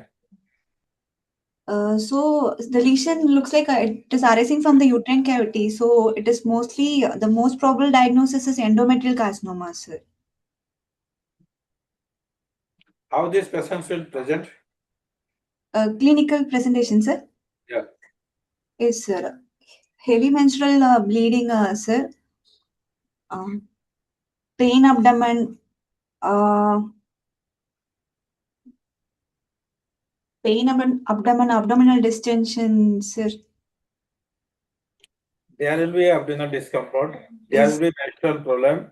If the patient is premenopausal, there may be intermenstrual bleeding, there may be heavy menstrual bleeding during the period, and if postmenopausal, there will be postmenopausal bleeding.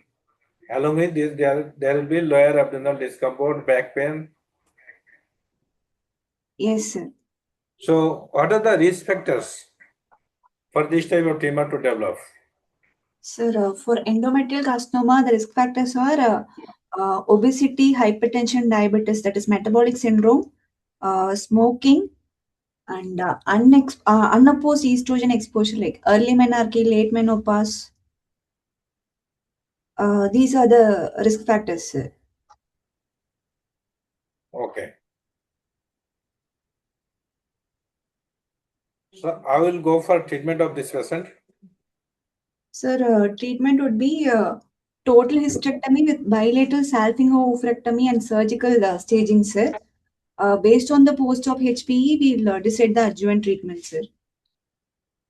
What will be the adjuvant treatment? Sir, adjuvant treatment based on the post-op HPE, and we should also do molecular profile, sir. And then we'll stratify the patient, and our adjuvant treatment will be based on the risk stratification, sir. Can you tell? Sir, risk stratification, sir. Adjuvant treatment. Which risk group will go for what treatment? You're asking about RT, sir? Yeah. Yes, sir. What is the adjuvant you would like to do? What adjuvant treatment you would like to go for it? Sir, adjuvant treatment, we have options like systemic therapy and radiotherapy, sir, or we can go for. As well as radiotherapy. Sorry, sir. Yes, systemic therapy and radiotherapy. Therapy, we can go for vaginal brachytherapy also, sir. Yes, yes. That also comes under radiotherapy only. Yes, sir. Come to the next specimen. Is it visible? Yes, sir. Please identify it. Yes, sir. Sir, this is also a hysterectomy specimen showing a ulceroproliferative growth mostly arising from the cervix, sir. So the most probable diagnosis is CA cervix, sir. It is from the lower uterine segment, so likely to be a case of CA, sir. Yes, sir. yes, cervix.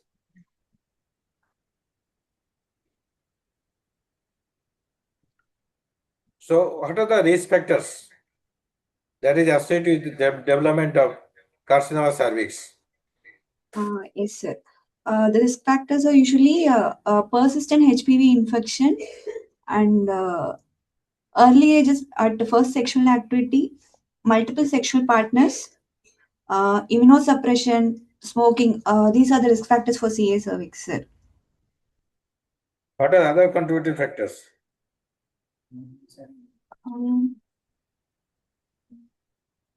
Low socioeconomic status. Lower socioeconomic status. Smoking. Yes, sir. So Poor personal hygiene. Can you give an idea of this epidemiology of this patients, epidemiology of cancer cervix in India? Sir, it is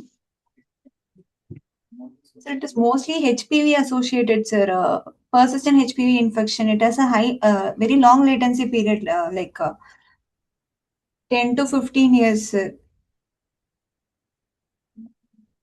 That is okay. When you are asked about epidemiology, you have Yes. to tell about three epidemiology agent.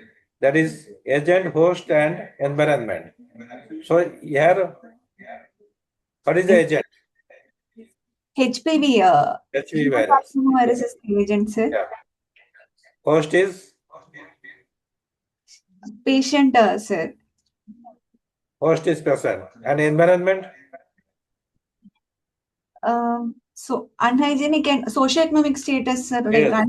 Poor socio-economic status, unhygienic conditions, multiparity. yes, sir. Multiple sexual partners. So which type of virus is mostly affected?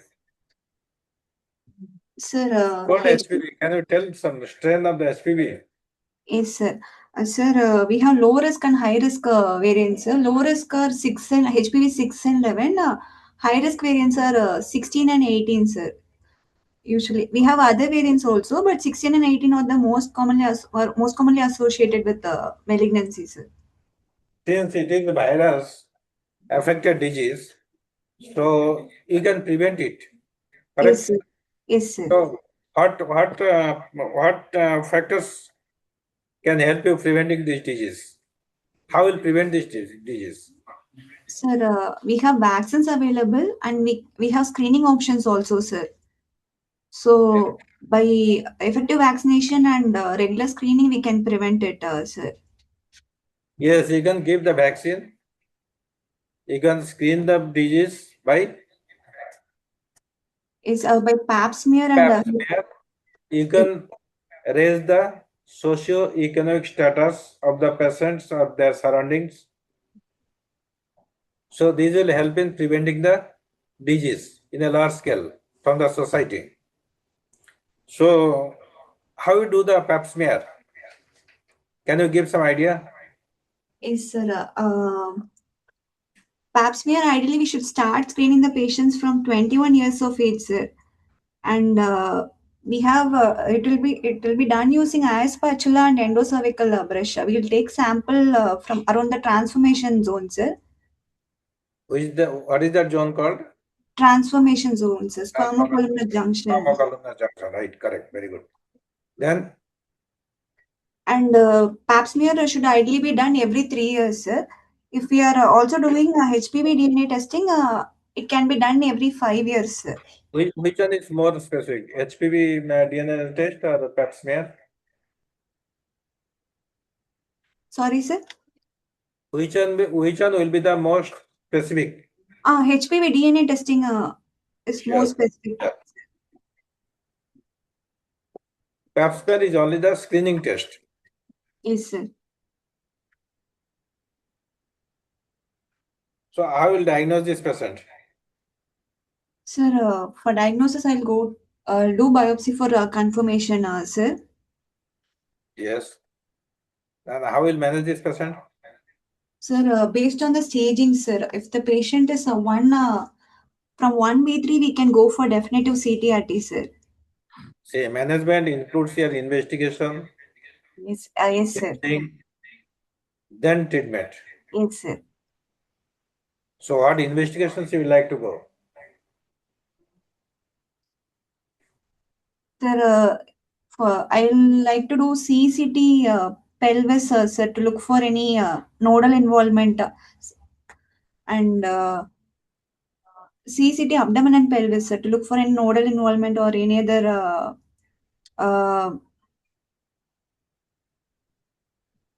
to look for parameter involvement. You have done. You will know the nodal involvement. What more? Sir, How nodal involvement will help you in staging? sir, nodal involvement will upstage the disease, no, sir. 3C1 and 3C2. Good. Then Sir, what more? sir, I'll also like to do a CT thorax, sir. CT thorax for what? Look for if there is any lung meds, We'll sir. go for metastatic workup. Yes, So yes. okay. What more things you would like to do for this? Sir, Have you examined the patient? First, you have to go for a physical examination of the patient. yes, sir. Clinical You have to examination. have clinical diagnosis first, figure staging. Yes, sir. Then you have to go for radiological investigations like MRI or CT scan, and then ultrasound abdomen, chest X-ray. So, like after doing this, you have to go for and also simultaneously you will go for biopsy that you have done earlier. So now you have confirmed that it is a case of CS cervix. You have staged it now. Now we will plan for your treatment. Yes, sir. On the stage. Yes, sir. Suppose it is low, you by physical examination you found it locally advanced. What more test you would like to do or investigations? Sir, I'd like to do cystoscopy and proctoscopy, sir. Yeah. How it will help? Sir, it will, if there is a bladder involvement or rectal involvement, it will upstage the disease, no, sir. Upstairs to? 4A, sir. 4A. So what treatment you will like now? Sir, we can go for, based on the staging, we'll decide the treatments. We can go for definitive CTRT, sir. Basing on the staging. If it Yes. is advanced stage, from where to you like, from which stage you will like to go for CTRT? Sir, from 1B3 and higher stages, we can go for a definitive CTRT followed by reassessment and brachytherapy, sir. What should be the total dose in case of radiotherapy? Sir, total EQDT should be 85 to 95 gray, sir. Okay. So which technique you will like to prefer? Sir, the technique. For external RT as well as brachytherapy. For external RT, which technique you will like to prefer? Sir, for external RT, IMRT with image guidance, sir. And post EBRT, we'll clinically assess the patient again and we'll decide whether to go for ICRT or IBT, sir. So technique you will prefer basing on the availability. If you are in a good center setup, you will either prefer IMRT, IGRT, BMRT. Okay.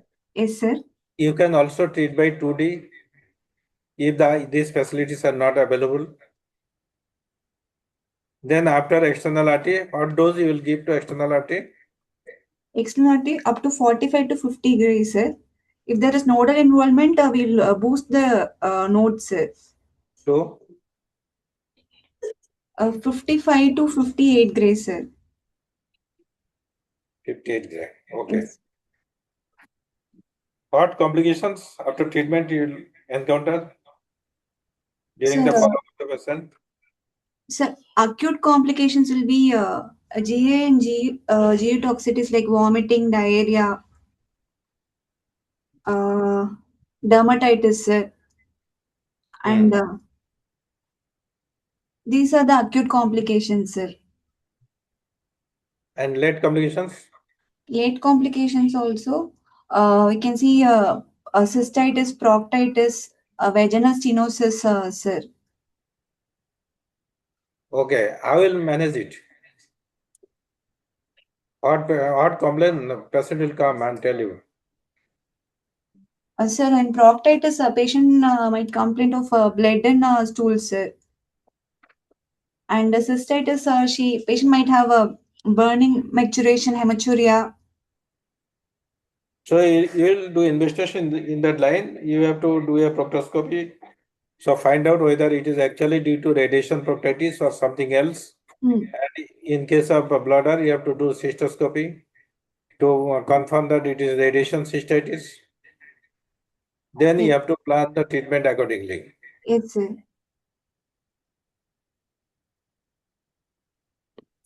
Okay, come to the next specimen. Yes, sir. Please diagnose it. Sir, this is a hysterectomy specimen with salpingo-oophorectomy, and it is showing mostly an ovarian mass, sir. Okay. This is also a very common tumor in case of women in India. So which tumor marker you will be doing to diagnose it preoperatively? Yes, sir. CA 125, sir. CA120 will be raised in case of preoperatively so that you can suspect. Suspect ovarian malignancy, sir. Okay.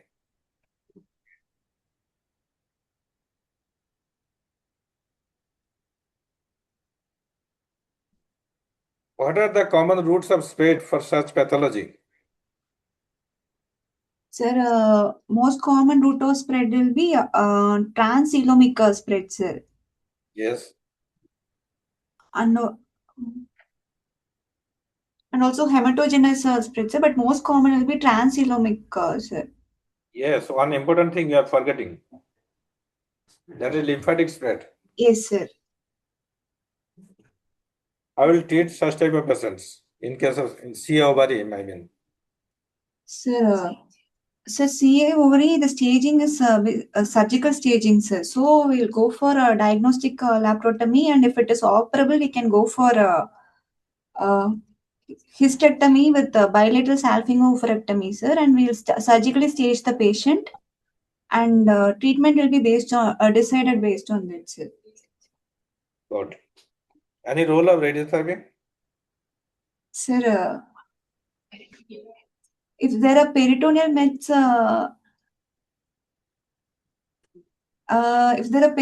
we can go for whole abdomen RT, sir. Not exactly. So there is no upfront role of radiotherapy except in metastatic setting. Okay, sir.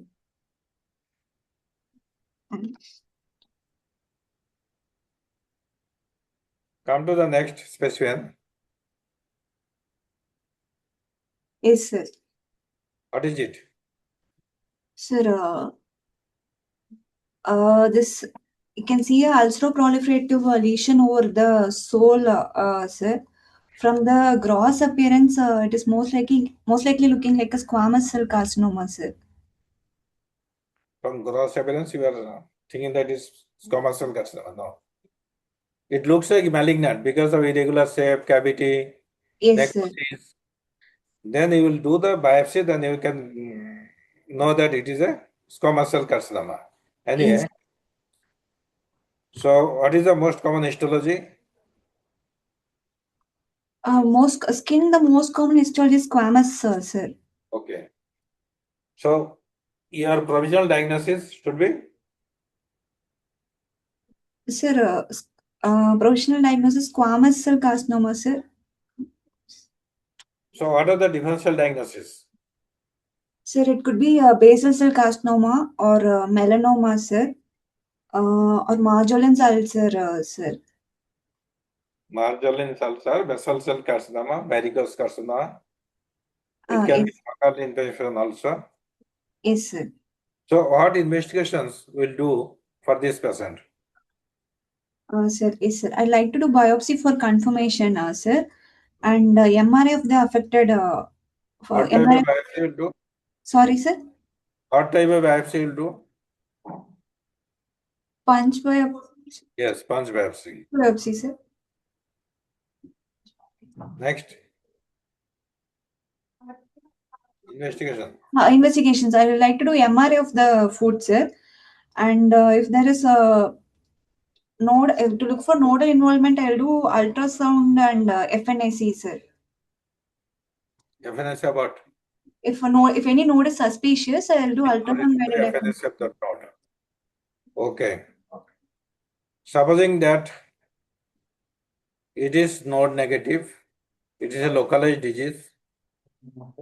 What treatment you will like? Sir, if it is a localized disease, we can go for wide local excision, sir. Or we can go for brachytherapy also, sir. Oh, for such type of disease, brachytherapy is not suitable. Okay, yes, sir. If it is localized, I'm saying, sir. So you have to go for excision. Yes, sir. Depending on the size of the tumor. Sometimes you may have to sacrifice the limb also. Yes, sir. That part. So what are the potential complications? Complications, sir. Yeah. Patient will have a functional impact, so if we go for amputation, and post-op patient could develop infections, sir.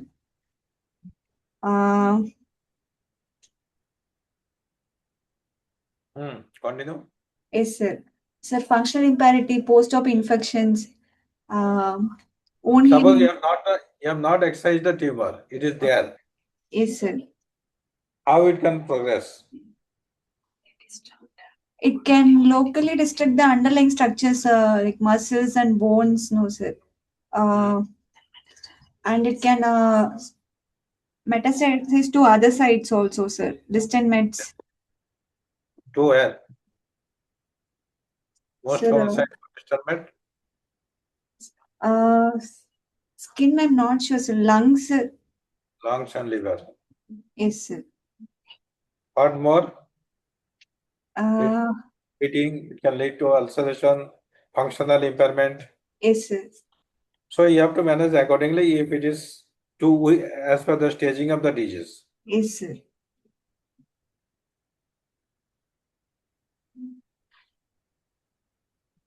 See the next specimen. Yes, sir. What is it? Sir, this is looking like a testicular specimen, sir. Cartoma. Sir, from the gross appearance, mostly it is looking like seminoma, sir. Because it is looking homogeneous, sir. Okay. Maybe seminoma. So what investigations or marker studies you like to do for these patients? Yes, sir. Investigations, I'd like to do tumor markers, sir, and scrotal ultrasound, sir. CT abdomen and pelvis, chest X-ray or CT thorax, sir. Okay, what tumor markers you will go for it? Sir, tumor markers that we usually check are alpha fetoprotein, beta HCG, LDH, sir. What information they will give?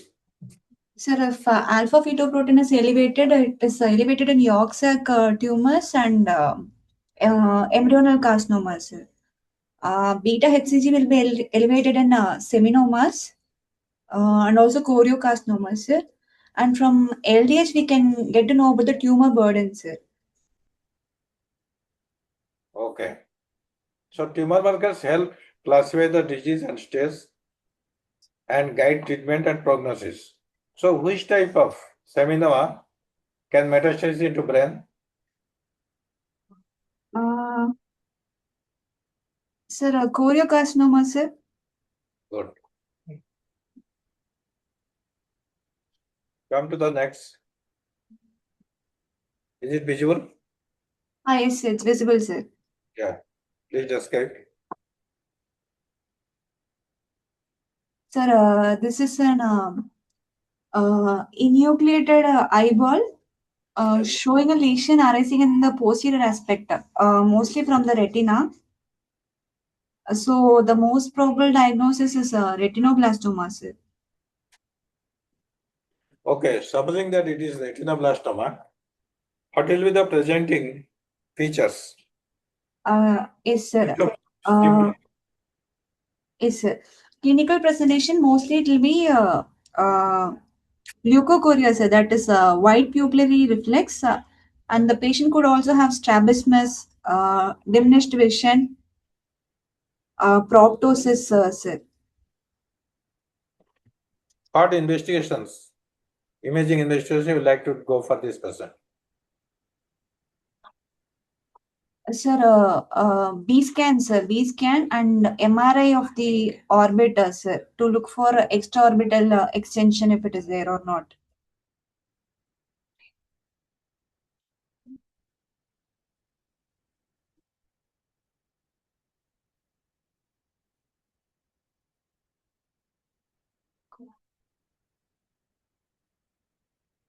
Sir, uh, the slides are not visible, sir.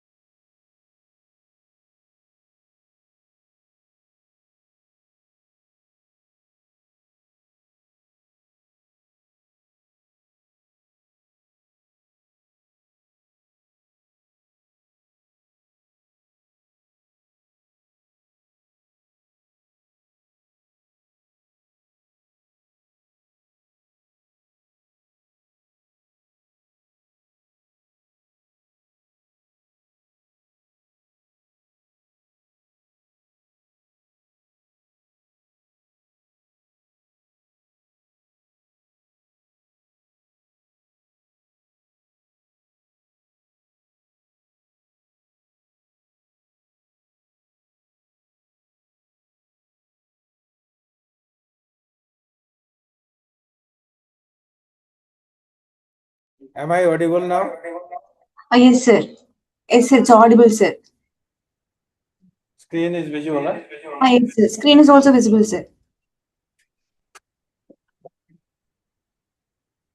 So we are talking about retinoblastoma. Please come to the specimen. Yes, sir. So which genetic mutation is associated with such type of pathology? Sir, usually RB1 mutation is associated, sir. Now, I asked you one question, that is why not a CT scan for this patient? Sir, we have to look for optic nerve involvement also, no, sir. That's why we'll advise MRI, sir. There is another more important cause. What is the age group of the first type of pathology? Sir, usually pediatric age group, sir. Less than 5 years of age. We don't like to expose the patients to radiation. Yes, sir. So we will avoid such type of investigations. Yes, sir. So the two key imaging modalities is B scan and ultrasonography of the eye. Yes, sir. Can you tell the indications of radiotherapy for this type of patient? Sir, yes, sir. Usually, we will first stage the patient, and if the patient comes under group C, we can go for brachytherapy. So that is plate brachytherapy, and sir, sorry, sir. What is that group C? When you will call it group C patient? Group C, based on sir, group C, it will be a tumor with subretinal seeding, sir. Group C is localized tumor with focal seeding. Yes, sir. So what you will do here? Sir, Brachytherapy. yes, sir. Usually plug brachytherapy. Yes, sir. Then for group D disease, what is it? Diffuse vitreous and subretinal seeding. So if there is some incomplete response from chemotherapy or focal therapies, we can go for radiotherapy. Salvage treatment also for persistent disease and for refractory tumors. Yes, sir. So we can also consider this external RT also. Yes, sir. External RT, if like post enucleation, if there are high risk features, we can go for external RT, sir. For localized disease, it is plaque brachytherapy, and Yes. for post enucleation, we can go for external radiation. And for other patients,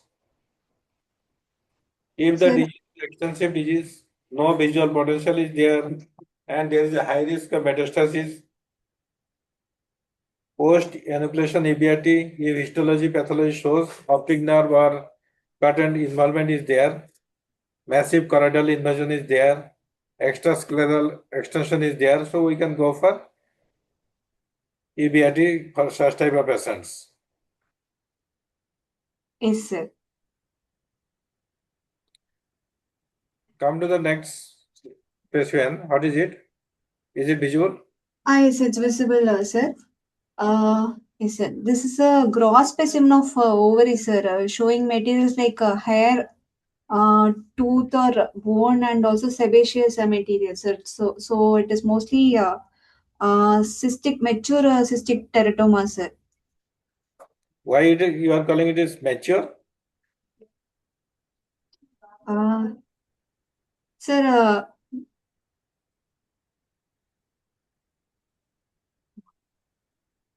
When you can identify tissues originated from the three germ layers, yes, sir. Yes, sir. ectoderm, mesoderm, endoderm, Yes, then sir. you can call it a mature teratoma. Yes, sir. From which cell this type of tumor arises? Sir, these cells arise from totipotent germ cells, sir, because they will differentiate into these all three germ layers, sir. Nice. How the patient will present? Patients usually present with pain abdomen, abdominal mass, um, sir, menstrual irregularities. Yes. Sometimes acute presentation could be torsion also, so ovarian torsion. And sometimes incidental also. Yes, sir. How often it is transferred to malignancy? Sir, mature teratomas, the malignant transformation is very low, sir, less than 2%, sir. Less than 2%. Good. How will manage it? Sir, we should see if the patient is premenopausal or postmenopausal, sir. Premenopausal, we can go for ovarian cystic, we can go for fertility preservation option, sir. Postmenopausal women, we can go for oophorectomy, sir. Okay. Next, specimen is visible. Yes, sir, it's visible, sir. Please identify it. Sir, this is a surgical specimen showing gastrectomy specimen, sir, with lesion, ulcerative lesion along the lesser curvature, sir. Okay. First, you have to tell how you diagnose that it is a stomach. Sir, because we can see the rugosity, sir, no, sir. That's why I told stomach, sir. Again, pyloric gland, lesser curvature, greater curvature. Yes, sir.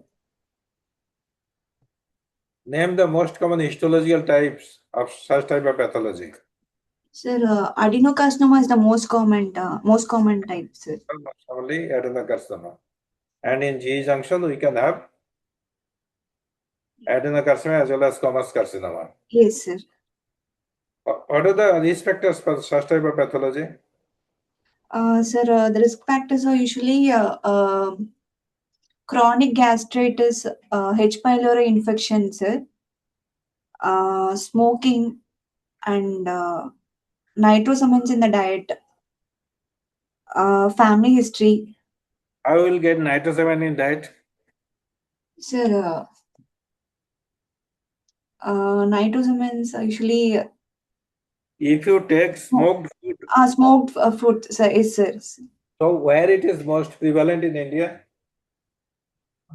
Sir, nitrosamines associated, sir. Obviously, Northeast, sir. northeastern region. Yes, sir. The region where the people take smoked food, Yes, sir. burnt or incomplete burnt meat, there you will get this type of tumor. Yes, sir. The risk factors include this Helicobacter pylori. So Yes. Helicobacter pylori is one of the cause of gastritis. How often it is getting transferred into the malignancy? Sir, here also the risk is very minimal, sir. I'm not sure about the numbers, but like 2 to 3%, sir.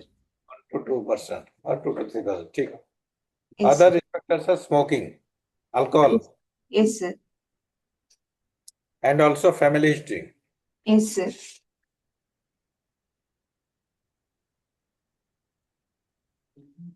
Name one paraneoplastic syndrome associated with such type of pathology. Gastric carcinoma, they could have acanthosis nigricans, sir. Yes. Where, Yes. yes, sir. Ptosis syndrome. That is migratory thrombophlebitis. Yes, sir.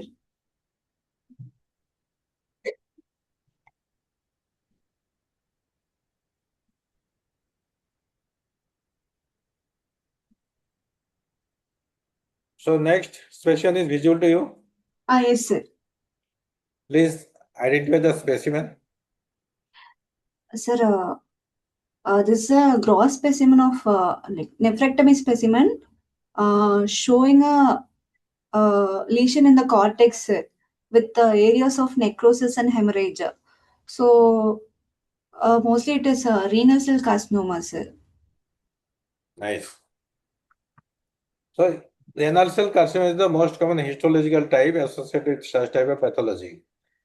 What are the common paraneoplastic syndrome associated with this type of pathology? Sir, in RCC, erythrocytosis, sir, because of increased erythropoietin production and hypercalcemia,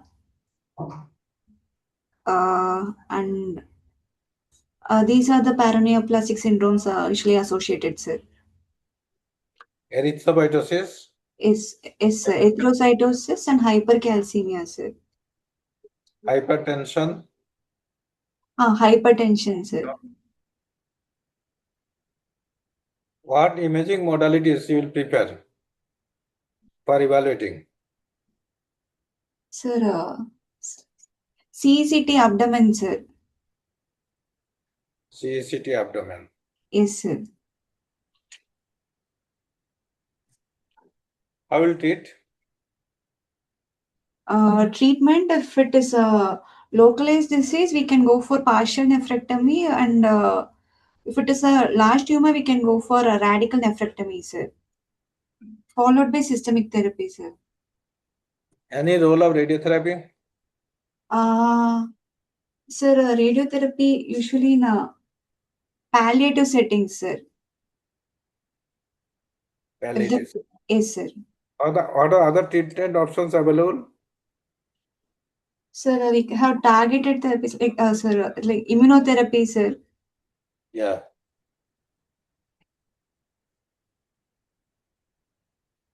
Now look at the another specimen. Yes, sir. Tell me something about it. Yes, sir. This is a gross specimen of a long bone, mostly femur, looking like femur, sir, and you can see a lesion arising in the medullary cavity, sir, and it is also eroding the cortex of the bone, sir. So what is the most likely diagnosis? Sir, it is looking arising from the diaphysis, so it could be Ewing sarcoma, sir. What are the radiological features? Sir, in Ewing sarcoma, the X-ray will show usually onion peel appearance, sir. Which age group is commonly involved for such type of disease? Sir, Ewing sarcoma is most common in adolescent age group, sir, like 10 to 20 years, sir. So what is the most common cause? Sir, translocation, sir, translocation of 1122, sir. Okay. I will treat. Sir, treatment, sir, neoadjuvant chemotherapy followed by limb salvage surgery if possible, or if surgery is not possible, we can go for definitive RT, sir, followed by systemic therapy, sir. Okay, surgery and or radiotherapy and adjuvant chemotherapy. Yes, sir. Nice. So we have come to the end of the session. Dr. Kanucharan Patra, okay, is not available. So I thank you all for attending the session. I thank you all the faculties who are present. So I would like to end the session.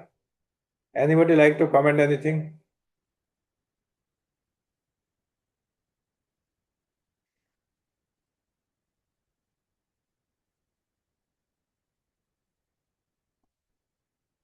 So thank you all. I am closing the session.